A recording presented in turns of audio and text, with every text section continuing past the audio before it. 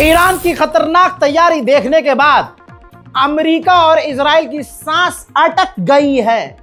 हजरात, खुलासा ये हुआ, अभी 3 दिन पहले मैंने आपको क्या अपडेट दिया था कि इजराइल ने अरब देशों से मैसेज भिजवाया है ईरान को कि बाबा हम लड़ना नहीं चाहते, आपसे टकराव नहीं चाहते।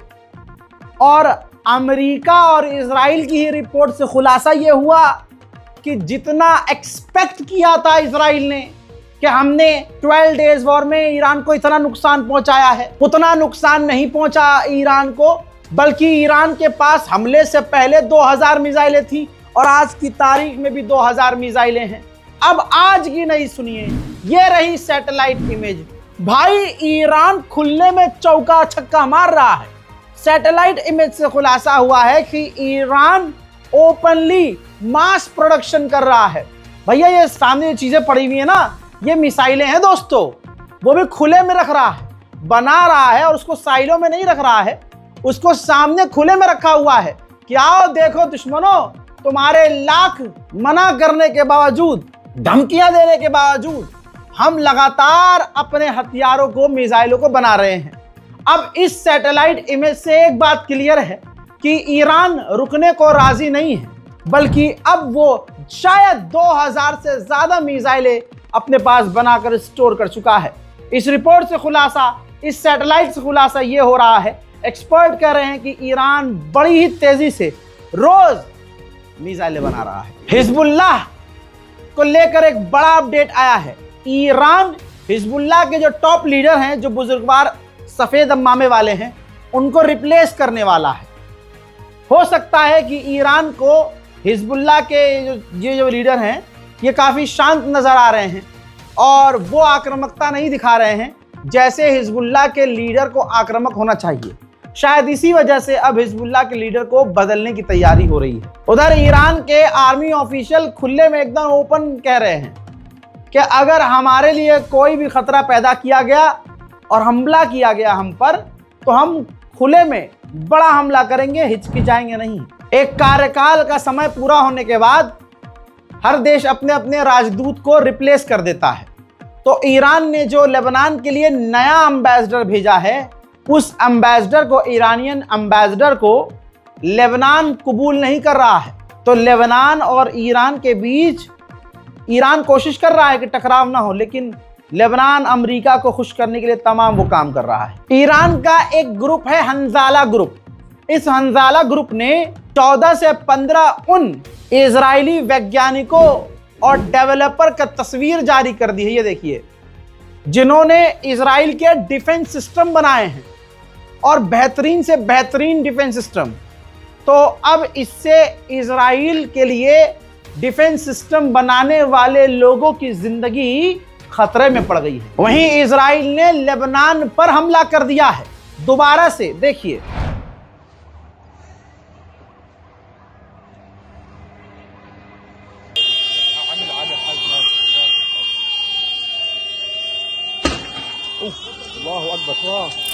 लेबनान के ही विदेश मंत्री ने वार्निंग दे दी है पूरे देश को कि इजराइल हम पर, लेबनान पर बड़ा हमला करने की तैयारी कर रहा है। लेबनान की सरकार, लेबनान की फौज इजराइल की गुलाम बन चुकी है। तस्वीर देखिए, इजराइल के कहने पर लेबनान की फौज अपने ही लेबनीज लोगों के घरों पर रेड कर रही है और लेबनान के लोगों को गिरफ्तार कर रही है। उधर हिजबुल्लाह के लीडर ने कहा है कि अगर हमने हथियार डाल दिए तो लेबनान फिर बचेगा नहीं, इजराइल पूरी तरह से लेबनान को हड़प लेगा। वहीं मैंने आपको दोस्तों बताया था कल, उसका एक अपडेट आया है।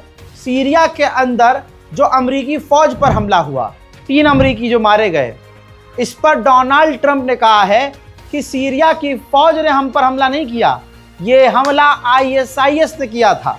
सीरिया की फौज पूरी तरह से हमारे साथ कोऑपरेट कर रही है, हमारे साथ लड़ रही है। आजाद, वहीं सीरिया के अंदर जब से ईरान बाहर निकला है सीरिया से, जब से बशर असद वहां से गायब हुआ है, तब से सीरिया के अंदर इजराइल और अमेरिका और अंदर घुसाए हैं। सीरिया के आसमान में अमेरिका के फाइटर जेट काफी नीचे नीचे उड़ान भरते हुए नजर आ रहे हैं।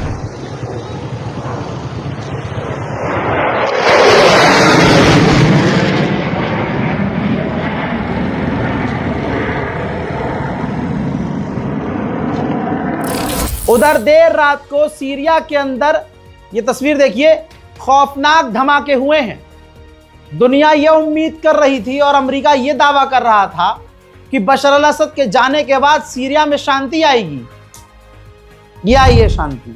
दोस्तों, कहा जा रहा है कि ये जो ISIS दाइश आतंकी संगठन सीरिया में हमलावर हुआ है, जिसमें 3 अमरीकी मारे गए हैं, उसमें सीरिया के जोलानी के 10 फौजी भी मारे गए हैं। हजरात, ईरान पर किसी भी समय हमला भी हो सकता है।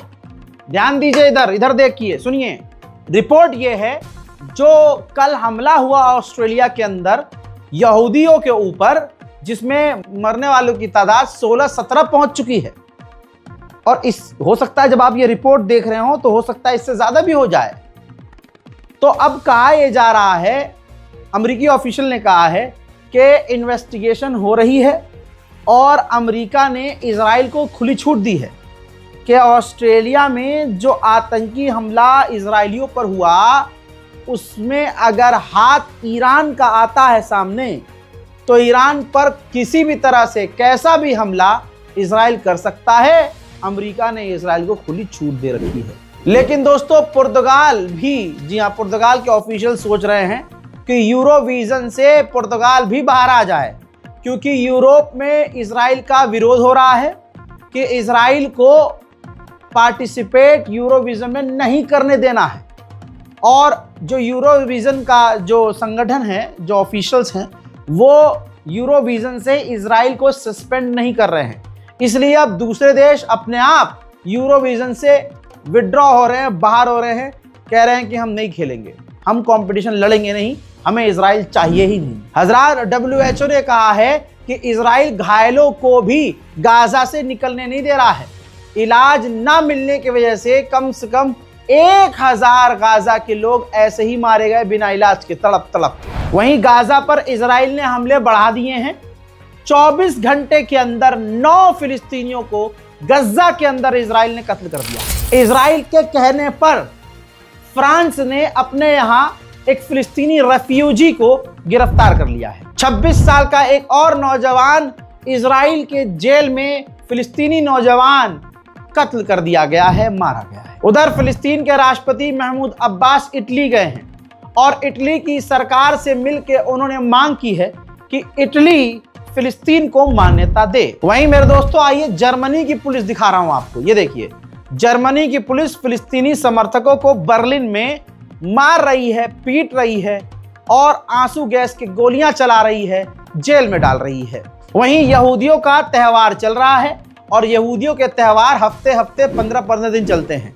ऐसे में जो इजरायली फौजी हैं गाजा के अंदर, वो अपने रिचुअल्स के हिसाब से, धर्म के हिसाब से गाजा के अंदर सेलिब्रेशन कर रहे हैं। इजराइल का प्रोपेगेंडा आपको रील पर कुछ और दिखाए, इंस्टाग्राम पर कुछ और दिखाए, एक्स पर कुछ और, फेसबुक, लेकिन हकीकत यह है कि यूरोप में इजराइल का विरोध हो रहा है। यूरोविजन का 1994 का जो सिंगर विनर था, उस विनर ने भी इजराइल को यूरोविजन से बाहर फेंकने की मांग करते हुए अपनी ट्रॉफी भी वापस लौटा दी। उधर तुर्की से फटी पड़ी है नेतन्याहू की। हजरात, जब से अमेरिका ने कहा है कि हम F-35 तुर्की को दे सकते हैं, इजराइल की नींद उड़ी हुई है। रिपोर्ट लगा रहा हूं आपकी स्क्रीन पर, यह सोर्स है, प्रूफ है। इजराइल के प्रधानमंत्री नेतन्याहू लॉकहीड मार्टिन, जो फाइटर जेट बनाने वाली कंपनी है, उनके ऑनर से मिले हैं, कंपनी के मालिकों से मिले हैं और डायरेक्ट कंपनी के मालिकों से कहा है कि जो तुर्की है वो हमारे लिए खतरा है। तुर्की को हमारे लेवल का अगर फाइटर जेट मिल गया तो ये हमारी सिक्योरिटी के लिए खतरा है, तो कोशिश कीजिए कि तुर्की को ये फाइटर जेट ना मिले। हजरात, रिपोर्ट में ये बताया गया है कि जो नेतन्याहू हैं वो डायरेक्ट ये बात नेतन्याहू डोनाल्ड ट्रंप से नहीं कह रहे हैं, बल्कि डोनाल्ड ट्रंप के आसपास के अधिकारियों से कह रहे हैं कि आप ट्रंप को समझाइए कि तुर्की को F-35 ना मिले। हजरात, अमेरिका के राष्ट्रपति डोनाल्ड ट्रंप ने 70 देशों से कहा था कि आप गाजा के अंदर अपनी फौज भेजिए, कोई राजी ना हुआ। ट्रंप ने धमकी दी कि अगर आप अपनी फौज नहीं भेजेंगे तो इजराइल की फौज गाजा में रहेगी, जिसके बाद सिर्फ 19 देश राजी हुए हैं। उनमें भी अभी कई देश आनाकानी कर रहे हैं। वहीं अरब के हिजड़े चुपचाप देख रहे हैं। इजराइल ने फिलिस्तीन के वेस्ट बैंक में 25 और फिलिस्तीनियों के मकानों को तोड़ देने का आदेश पारित कर दिया है। उधर मुसलमान तो बैतुल मुकद्दस में जा नहीं रहा, लेकिन यहूदी भारी मात्रा में मस्जिद अल अक्सा में जा रहे हैं।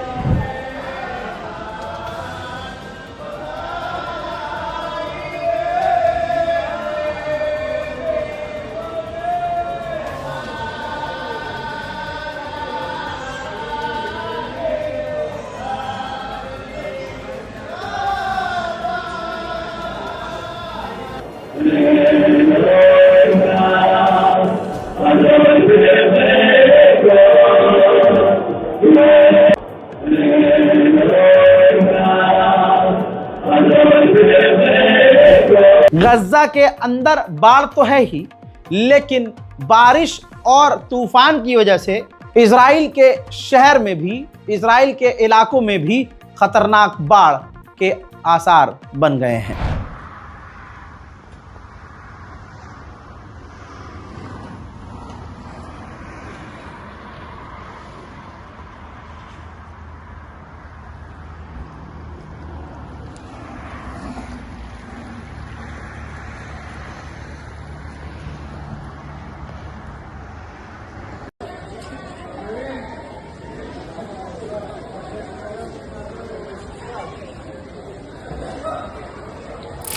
हजरात, मुझे आगे आपसे कुछ नहीं कहना। गाजा के हालात कितने बुरे हैं आपको पता है, तो इस बारकोड का इस्तेमाल कीजिएगा ताकि हम गाजा में थोड़ी थोड़ी करके मदद भेजते रहें, ताकि वहां जो बेसिक चीजें हैं हम कम से कम बच्चों का पेट भर सकें। वहां साफ पानी, कुछ खाना पानी हम वहां भेजें। और ये अकेले नहीं कर सकता हूं मैं, जैसे आपने और हमने मिलकर थोड़ी थोड़ी मदद पहुंचाई है, कोशिश करेंगे कि आगे ऐसे ही मदद पहुंचाई जाए। तो 48 घंटे के अंदर मैं अपनी एक और मदद जो है रज़ाग्राफी की गाजा के अंदर पहुंचाने की कोशिश कर रहा हूं। आगे आइए, इस बारकोड का इस्तेमाल कीजिए। बारकोड काम ना करे तो बारकोड के नीचे बैंक अकाउंट नंबर और IFSC कोड मौजूद है। बैंक ट्रांसफर करके भी आप गाजा की मदद के लिए आगे आ सकते हैं। अगर ये भी नहीं करना तो कम से कम जब आप नमाज पढ़ें, पहली बात तो नमाज पढ़ें, और नमाज जब पढ़ें तो गाजा, फिलिस्तीन और पूरी दुनिया के मुसलमानों के लिए, अपने मुल्क भारत में शांति और अमन के लिए दुआ कीजिए। मैं हूं रजा और आप देख रहे थे रज़ाग्राफी अनस्क्रिप्टेड। जय हिंद।